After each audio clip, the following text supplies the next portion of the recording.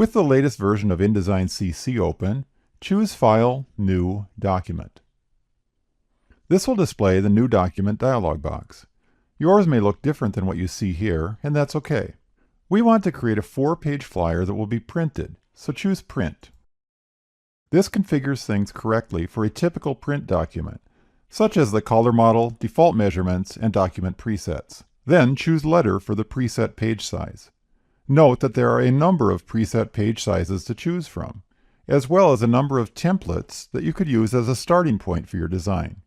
Also, deselect the Facing Pages option.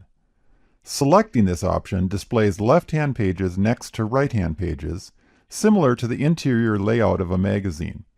That's not what we want to do in this instance, so we're deselecting this option. Notice that right here, InDesign is asking me for the number of pages I'll have in my document. Now, don't get too hung up on this, because depending on what you're creating, you may or may not know how many pages will be in your project. If you're creating a postcard, you'll probably have 2 pages, one for the front of the card and another for the back.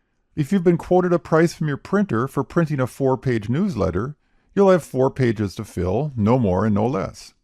But if you're creating a recipe book that you're going to print in your office, or a document that you're planning to distribute as a PDF, then your page count is probably flexible, and you'll add pages as you need them. You can enter any value you want in this field and then add more pages later as needed. In this case, go ahead and enter 4 for the number of pages. Leave the rest of the settings at their default values, and then click Create to create a new 4-page InDesign file. Initially, InDesign only shows you the first page of the new document.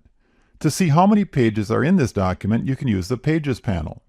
If the Pages panel isn't visible on your screen, choose Window, Pages to display the panel, and you'll see a thumbnail for each page in the document. Next, let's add some pages to an existing file that already contains some page content. You can close this file by choosing File, Close without saving. Open this practice file from the downloadable practice files for this tutorial. In the Pages panel, double-click on page 3 to display that page in the document window. If we had more content to add to this document, we might want to add 2 new blank pages between pages 3 and 4. To do this, choose Layout, Pages, Insert Pages. Fill in the dialog box specifying that we want to add 2 pages after page 3. Then click OK. You can see in the Pages panel that 2 new blank pages have been added to this document. Now double-click on page 2 to show that page in the document window. Sometimes you'll want to duplicate an existing page if you need 2 pages that contain similar layouts. Let's add a new page 3 to this document by duplicating page 2. There are several ways to do this, but one easy way is to drag the page 2 thumbnail onto the new page icon at the bottom of the Pages panel and then release the mouse. This adds the page to the end of the document. Drag the page up to the right of page 2 in the Pages panel to put it between pages 2 and 3. Let's learn how to delete pages. We've decided we don't need page 6, which is blank, and page 7, which contains some design elements, after all. To delete these pages, double-click on page 6 to show that page in the document window. Then hold down the Shift key on the keyboard and click once on page 7. You'll see both page 6 and page 7 turn blue in the Pages panel, indicating they're selected. Then click the Trash icon at the bottom of the Pages panel. Because page 7 contains a photo and some text, InDesign warns us. Click OK and the 2 pages are deleted. Adding pages to a document is something that you'll likely need to do quite often. As we've learned, you can do this as you create a new file or using the Pages panel at any time as you are designing your pages.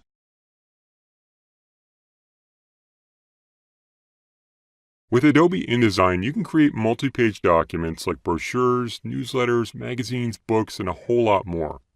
To start working with multiple pages, you'll explore the difference between facing and non-facing page documents, and you'll learn how to navigate pages in a document using the Pages panel and a few other methods. If you'd like to follow along, you can open this practice file from the downloadable practice files for this tutorial. So that you can see the entire first page of this document, choose View, Fit Page in Window. Then to zoom out so you can see multiple pages in this document, press Command and minus on Mac or Control and minus on Windows a few times. Now by default, pages in an InDesign document are shown vertically, and each page has its own pasteboard, this gray area around it, where you can put content that won't print. Now this document is a non-facing page document since it has single pages. Examples of non-facing page documents include a double-sided flyer, a business card, letterhead, and a lot more. Now to understand the difference between a facing page document and a non-facing page document, you'll first create a new document. To create a new document, choose File, New, Document. In the New Document dialog box that opens, after you choose a preset like Print, you'll see this Facing Pages option over on the right. Change the number of pages to 8 so that there are more pages that you can look at, and leave the Facing Pages option selected. Click Create.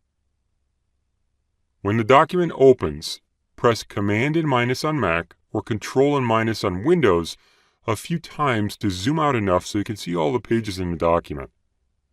Now since this document has facing pages, the pages are next to each other. Each set of facing pages is called a spread in InDesign. This facing page document could become a magazine or a book, for example. This first page you see here is the cover, which is why it's a single page to start. Now a facing page document is usually meant to be bound like a book or a magazine, and the pages actually face each other when you open or close the magazine or book. There is also a right-hand page and a left-hand page, so that maybe the page numbers could be put in opposite corners, for instance. Okay, you can close this file without saving by choosing File, Close. Back in the non-facing page document, you can choose View, Fit Page in Window.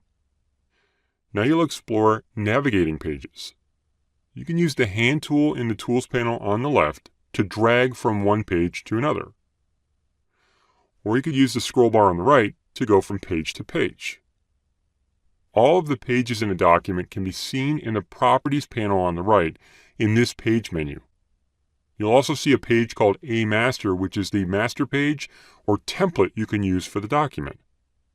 You can also open the Pages panel to see the pages in the document, which can be an easier way to visualize your pages, especially when you're working with a longer document. To open the Pages panel, choose Window, Pages, and it should open up here on the right. In the Pages panel, you'll see Master Pages, which are like document templates, at the top half of the panel. In the bottom half of the panel are the pages in the document, represented as thumbnails. Now to move from one page to another in the Pages panel, double-click the page number 5 thumbnail. That page is now the active page in the document window. You can tell which page is showing in the document window because the number between the page thumbnail and the Pages panel is highlighted. You can also see the page number down below the page in the status bar. If you click this menu, you can see the number of pages available and the master page at the bottom. Choose another page number from this menu, like 1, to show that page in the document window. You can also click these arrows to navigate to the previous page, the next page, and more. As you navigate using this menu or these arrows, pay attention in the Pages panel to see what's selected. There really are a lot of ways to navigate multi-page documents in InDesign, as you'll discover by exploring and using the program. But knowing the basics of navigating with the Hand tool, the scroll bar, working with the Properties and Pages panel, and even the Pages menu in the status bar down here, give you a jump start to work with multi-page documents. InDesign excels at creating multi-page documents like brochures, books, magazines, and a lot more. In this video, you'll add a series of pages to a document using the Properties panel and Pages panel in InDesign, change options like page size, and reorder pages in the document. You can open this practice file from the downloadable practice files for this tutorial if you want to follow along. Now there are several ways to add pages to a document in InDesign. When you first set up a document, you can enter any number of pages before creating it.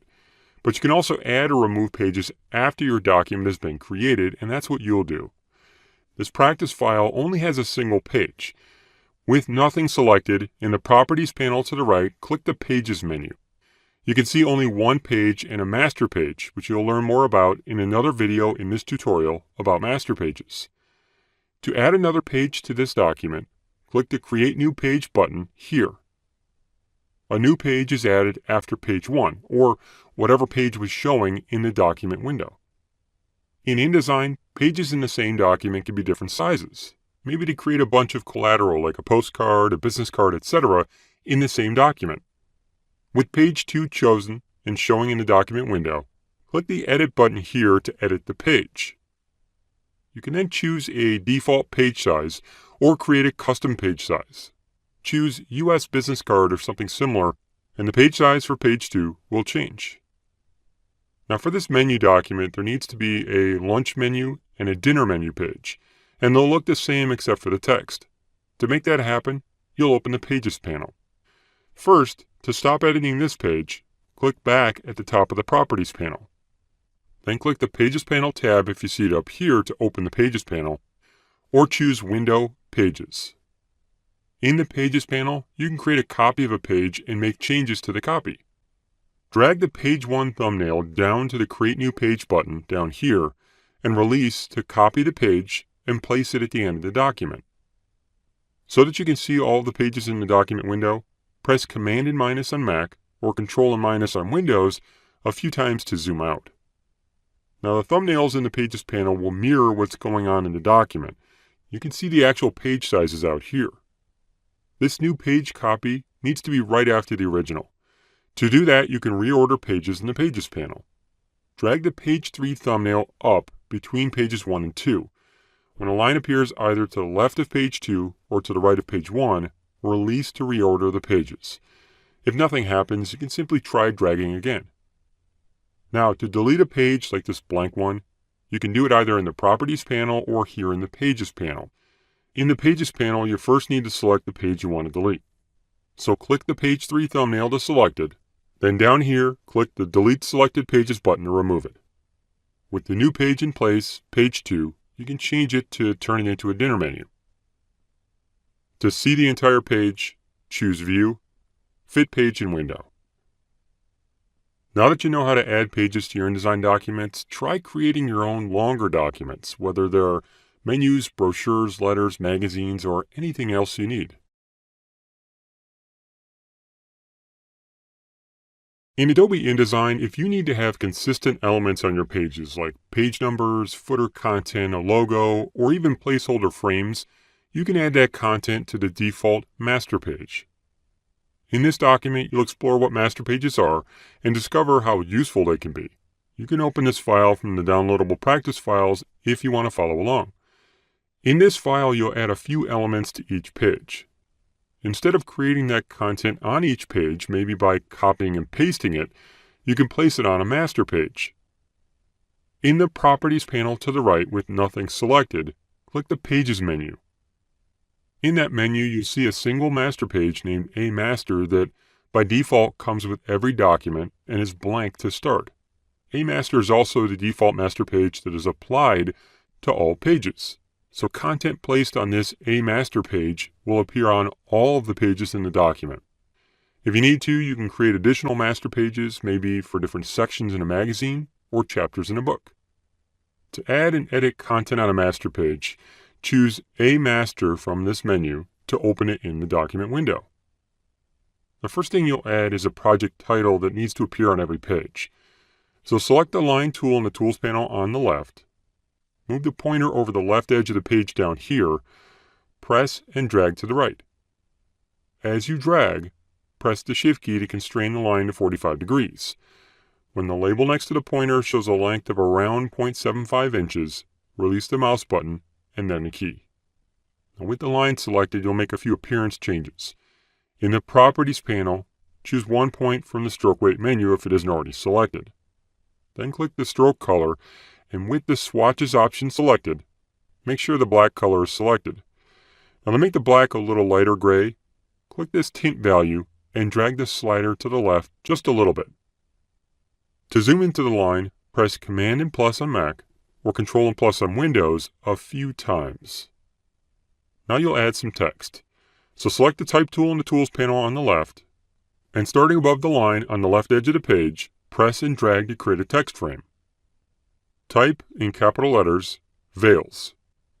Now you'll align this text to the right. So in the paragraph section of the Properties panel, click the Align Right option. Select the Selection tool in the Tools panel and drag across both these objects to select them.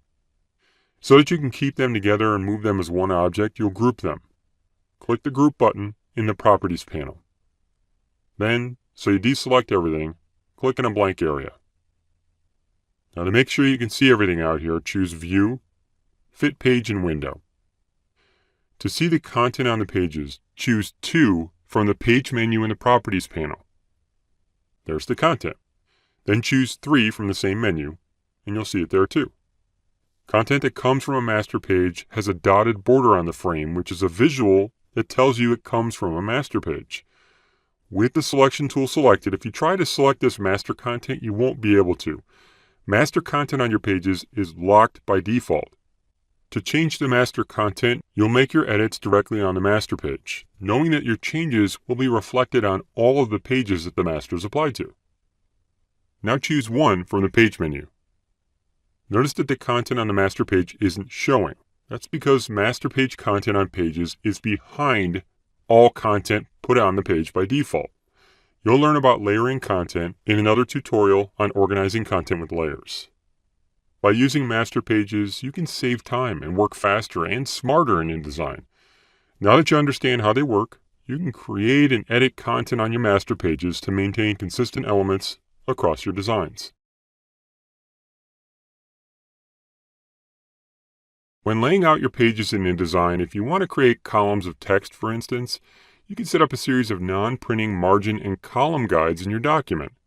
In order to learn about margins and columns, you'll add several column guides to a document to more easily create a page layout. If you want to follow along, you can open this file from the downloadable practice files for this tutorial. Now in this document, the content is going to be arranged in a few columns, text in one column on the left and this graphic in the other. To do that, you could simply drag and resize the content on the page. You could create page guides, or you could change the margin and column guides for the page to help you out. On this page, you'll see these pink and purple lines. They're the margin guides, or guides that frame your content and determine the space between the content and the edge of the page. They're there for different reasons, like to remind you to keep content away from the edge of the page if you're printing on a desktop printer that can't print to the edge of the page, or for more white space. To set the margin and column guides, choose Layout, Margins and Columns. In the dialog box that appears, make sure that Preview is selected so you can see the changes happen. Know that the changes you make will currently only affect the page showing in the document window. If you wanted to apply these changes to all the pages in a document, for instance, you could go to a master page and change the margins and columns there. You can adjust the margins on your page independently by turning off this Make All Settings the Same option. That way you could add a larger margin at the top of the page to account for a header, for instance. Leave the margins at their defaults. In the case of this page layout, 2 columns will be used. So change the number of columns to 2 to see the effect on the page. Column and margin guides are non-printing and are there to be used if you need.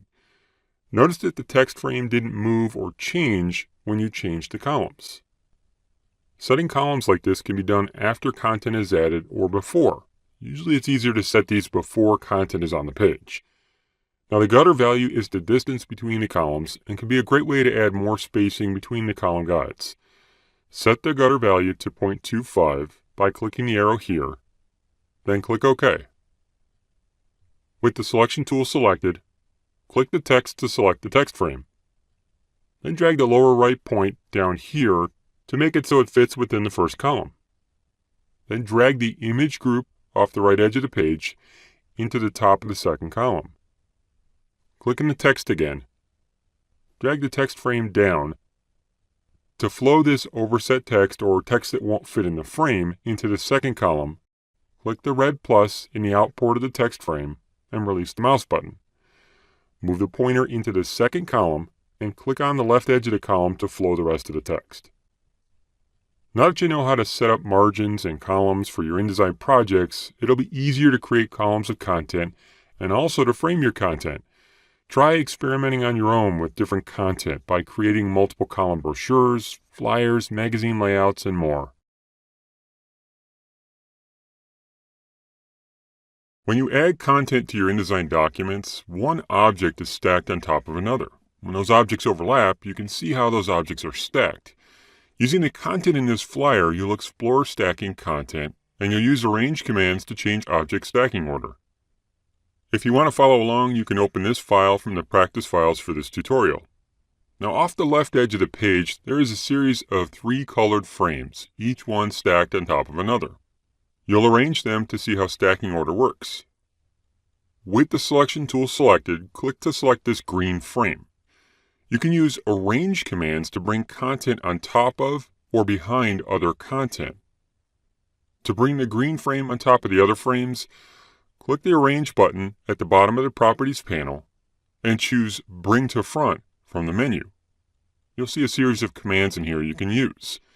The green frame is brought to the front of all the other content on this page, not just the other 2 colored frames. Now to send it behind everything again, click the Arrange button again, and this time choose Send to Back. The green frame is sent behind all other content in the page. Click the Arrange button one more time and notice the Bring Forward and Send Backward commands. The Bring Forward command moves the selected content on top of the next object in the stacking order. The Send Backward command sends the selected content behind the next object in the stacking order. Choose Bring Forward to bring the green frame in front of the red frame. Now you get some practice arranging content to complete this flyer. This Berry Life text is behind this image when it should actually be in front. Also, for this example, we'll say that the image of the spoon would look better on top of the image of the bowl. With the selection tool selected in the Tools panel, click in the Berry Life text to select its frame. Now to arrange it to the top, click the Arrange button in the Properties panel and choose Bring to Front to bring this text on top of all other content in the document. Now, like I said, this spoon image should be on top of this bowl image, but it still needs to be behind the Berry Life text.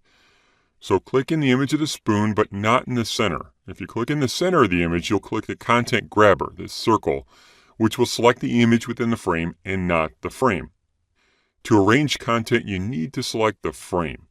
So with the frame selected, click the Arrange button and choose Bring to Front. Unfortunately, the image is also now on top of the text again. It needs to be behind this text, but on top of the image of the bowl. To do that, click the Arrange button and choose Send Backward to send the spoon image behind the text, but still in front of the bowl image. Then, click away from the content to deselect it all. Arranging content will definitely make it easier to work with your designs, allowing you to stack objects in the order you choose. Now you can arrange different types of content in your own projects. In this video, you'll be introduced to layers in InDesign. You'll learn what layers are, you'll tour the Layers panel, and understand why we use layers. If you'd like to follow along, you can open this file from the downloadable practice files for this tutorial. When you have enough content in your InDesign document, you'll most likely need a way to organize it so you can more easily find hidden content, lock content, select content, and a lot more. Layers are a great way to manage content in your documents. Now to see layers for a document, you can open the Layers panel. To do that, choose Window, Layers. The Layers panel should appear on the right over here. Layers are like clear folders that can contain any type of content. They can be arranged so that all the content on one layer is above or below the content for another layer in the document. Each new document you create starts with a single layer named Layer 1. All content in your document is on that layer to start. You can create new layers based on what you need. In this document, there are actually 3 layers. These layers were created to help organize the content in this brochure by content type: text, graphic elements, and background. Because the content is organized into layers, you can do things like hide part of the content. In the Layers panel, click the eye to the left of the text layer name to hide all of it. This can make it easier to focus on part of the artwork, like the image in the background, without affecting the text. Click in the blank area where the eye was in the Layers panel to show that text again. Now the Layers panel can also be useful for selecting content in the document. Click the small box to the far right of the Graphic Elements layer to select all of the content on that layer in the document. And to see a listing of the content on a layer in the Layers panel, click the arrow to the left of a layer name, like Graphic Elements. All the content on that layer will now be shown in the panel. You can see that there's only one frame on this layer. To hide the content again, you can click the arrow again. Out in the document, click in a blank area to deselect the rectangle. Now the layers in the document can also be reordered. For instance, if you drag this text layer by its name straight down, when you see a line appear below the Graphic Elements layer, release the mouse to reorder the content in the document. The order of the layers in the Layers panel determines the order of the content in your document. So the topmost layer content is on top of all the other content, and the bottommost layer content is behind all other content in the document. To hide the Graphic Elements layer, click the eye icon to the left of the layer name, and you can see the text layer content now. Click in the blank area where the eye was for the Graphic Elements layer in the Layers panel to show the black frame. To reorder the content again, drag this text layer above the Graphic Elements layer in the Layers panel. When a line appears above the Graphic Elements layer, release the mouse button. You'll also notice the color of each layer, red, blue, and green. A layer's color is useful when selecting content in the document. For instance, move the pointer over the image in the background of the page, and you'll see a green outline around it appear. The color of the bounding box that surrounds the content tells you which layer that content is on, the layer with the green color. Layers in InDesign help you organize, select, and hide content, among a lot of other things. Now that you have a general understanding of layers and the Layers panel, explore documents you create, or some you already have, to see how the content could be organized in the Layers panel. Layers can play an important role in managing the content in your documents. In order to organize and more easily select content in this brochure, you'll first learn how to create a new layer, then you'll add content to that new layer, and finally you'll change layer properties like layer name. You can open this file from the downloadable practice files for this tutorial if you'd like to follow along. Now to see the layers in the document, you'll open the Layers panel. Choose Window, Layers. In the Layers panel that opens, you should see the default layer named Layer 1 is currently the only layer, and it contains all of the existing content in this document. Now there may be times in certain documents when you may not find it necessary to work with layers in the Layers panel. Maybe there are only a few elements in a business card you're working on, for instance. In the case of this brochure, it would be helpful to organize the content into layers, since there will be a lot. You'll create a new layer and place an image on that layer in the background to start. Now, to rename a layer like Layer 1 so you can better keep track of them, double-click the layer name, Layer 1. In the dialog box that appears, change the name to text. There are a lot of options for working with your layers that you can explore, but for now, simply click OK to change the name. You can name your layers anything that makes sense to you, or even leave the default naming.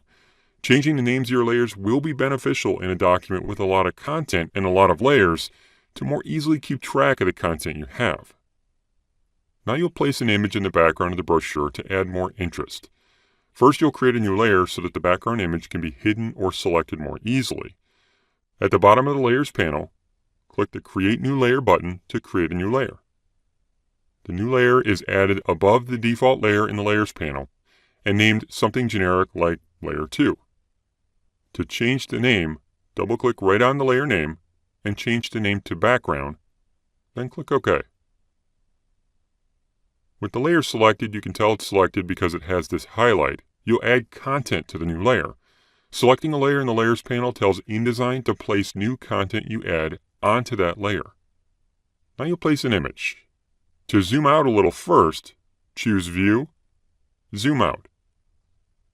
Then, to place the image, choose File, Place. Navigate to the folder of practice files you downloaded for this tutorial, and in the Links folder, choose the image named Background. Click Open. Then to place the image, click in the upper left corner of the page. With the image selected, look in the Layers panel. You can see that the new image is on the background layer that was selected. This small red box means the selected content is on this layer. Now the image needs to be behind the other brochure content so you can see the other content. To do that, you'll reorder the layers in the Layers panel. Drag the background layer down in the Layers panel. When you see a line appear below the text layer, release the mouse button to reorder the layers and the content on the page. So you can deselect the content, click in a blank area of the document window. In the Layers panel, click the blank area to the right of the eye icon in the background layer. This locks the layer so you can't select the content on that layer. This will help to focus on editing the artwork on the text layer, for instance, without accidentally moving the background image. In the Layers panel, click the arrow to the left of the text layer and you'll see all the content on that layer. Now you'll move to another page in the document. In the lower left corner below the document window, choose 5 from the menu to see page 5. If you look in the Layers panel now, you'll see the same named layers, but the content for the text layer is different.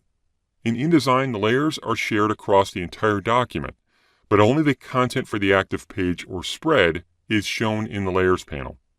Now, if you need to delete a layer that you're not using maybe, you can click the Delete Selected Layers button. Know that if you delete a layer, you will also delete the content on that layer for every page. Now that you know how to add and rename layers in your documents in InDesign, you can start to organize artwork in projects you create.